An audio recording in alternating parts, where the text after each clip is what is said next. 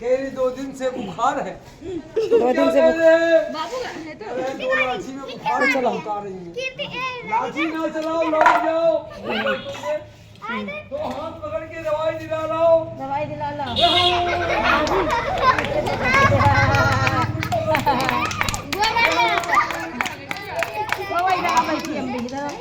लाठी चलाओगे पुलिस वाले पकड़ ले जाए। मजा हो जा। बैठो। सामने से देखो तो सब लगाए जबल के रखो। आदमी को नहीं दिखेगा फिर पिक्चर बैठो।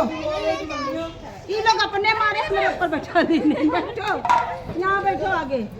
ले